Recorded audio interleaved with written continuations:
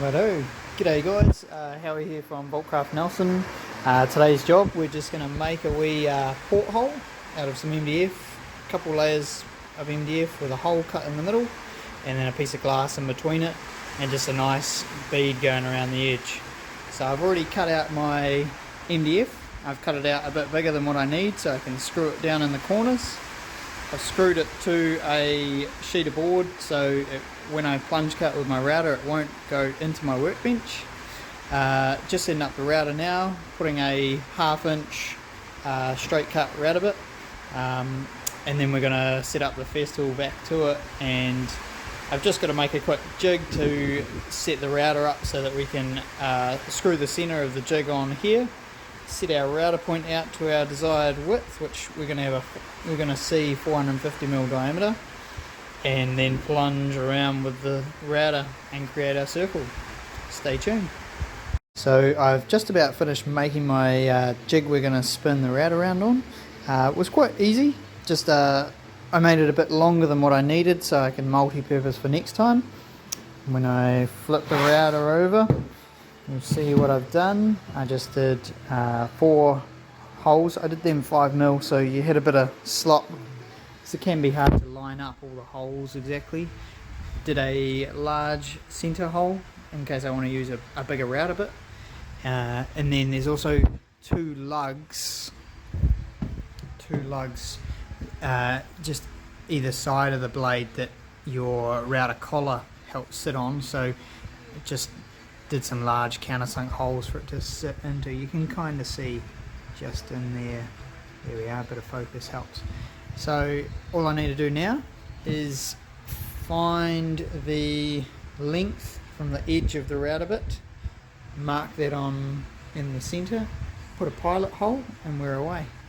Right, well here we are, we've found the center. I've screwed it down in the central point of my MDF sheet. I also have hooked up the festal suction ready to go. One other thing I quickly remembered was inside the circle I've screwed that down to our sheet because we don't want that moving, because that's actually what's going to hold everything central, but it's more important that our outside piece is nice rather than our inner cut, if that makes sense. So you'll see what I mean when it all comes together. So about to start routering. I'm not going to go full depth in the first hit. You can do it in about 2 to 3 stages, and just remember to wear your safety gear and you're away. Right, so I've made my pass. I've done a couple of rounds. As you can see, we've gone all the way through our piece and we're now into our extra piece below. Sorry about all the rain, it's just a rainy day here in Nelson. So because the jig was nice and tight, it was quite easy to do it virtually one hand and keep moving around the hoses. So I'll try to do a little bit with you at the same time.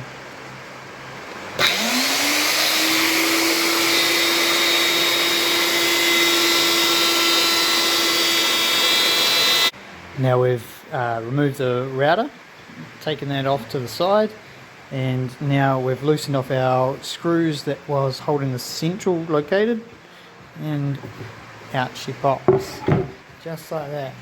At the moment that's rubbish, but might be useful for something, maybe a clock or something like that. And here's what we're left with.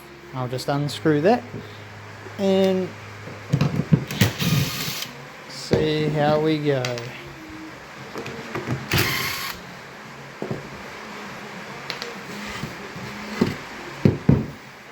Ta-da! One perfect circle, 450mm diameter. As we know, we need 2 pieces exactly the same, so I've just set up my second piece to do the exact same cut again. So here it goes. Okay, so now we've got 2 identical circles all cut out with the router. I've had a bit of a tidy up, and I've taken my 2 pieces to the saw, and now I've cut it all to the exact finished size and got rid of our screw holes. So the next thing I want to do is, rather than, because this is going to be a porthole effectively, it's in a wall between dwangs and studs, we're just cutting out the jib and we're going to put this in. So rather than just looking at it and looking at a square edge like that, because I still need to sand it, rather than looking at that, I've gone and bought this router bit from Sanko's Christchurch, which this is a CMT router bit, not too badly priced. Half-inch shank, so it's going to go in my big Makita router, and I just want to take it off and just, this one's running a 25-degree bevel, and just make it a bit more nicer on the eye to look at. So see how we go. Cracking on to it. I've just done a wee test run. This is the router setup with the ball bearing just running along the first rounded edge we created. So I've set it up. I quite like this height. This was a little bit of a runoff from the first when I took the router up. So, but that'll sand out. So I'll go and run that right around the whole perimeter and we'll check in. Here we are sanding all our edges, making them tidy. So you want to just give your outside edge just a little arish so it doesn't hurt your fingers. Same with this one here. So I'm just hitting that with an 80 grit on both, you know, the flat and then the angle. Hit that with the 80, go to the 120 and then finish it off with a 180 so it'll be nice and ready for wall paint. See how we go. Here's our progress so far. So all the edges are sanded and they're nice. I'll try and show you a nice up close. Both pieces are on top of each other like they're going to go on the wall. So between the two pieces, when it focuses, right there, we're going to put our pieces of glass. So it's kind of like how it's being held at the moment. And to make things easier on the painter, I'm just going to get a bit of white primer and I'm just going to prime in this edge. So it's not so, it's a bit easier when he's painting it for the glass. Just don't let my mate Dwayne catch me using this paint. Shh. Quick update on where we're up to with things. So we've sanded the edge. I've now painted the edge on both of them. This one's upside down. So I also painted around the inside, and then with a vivid, I have a white one, a wide vivid I have, and I just went around the inside edge there, and that's just so that when my next piece goes on top, if you can slightly, ever so slightly see into there, you're just going to see black. Just the same as if you would a double glazed window. So back looking at what other stage we're doing is I'm just cutting the miters on the beading that's going to hold this into the wall.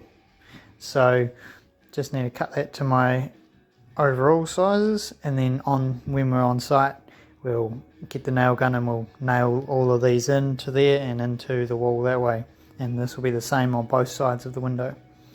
So it was important that the piece of glass that I got was smaller than the piece of MDF overall, so that when we are shooting nails, we're not shooting nails into the glass. So just bear that in mind. So next step from here is I'm going to be cutting the miters, and I'm also going to put some dobs of silicone around, and I'm going to start setting my little sandwich. Silicone on is just close enough, but not that close that we're going to have to clean any of the excess off. Silicone I've used is Bostik's V60 silicone, and it's neutral cure, which is really important when we're working with glass. So this is, advised to be used with glass. So I've got that piece on, and then we will go and place the piece of glass on. See if I can do this one-handed.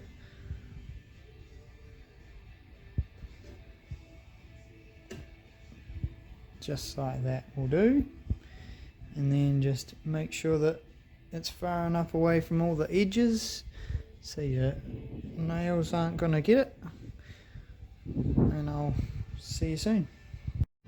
And there we have our little sandwich going on.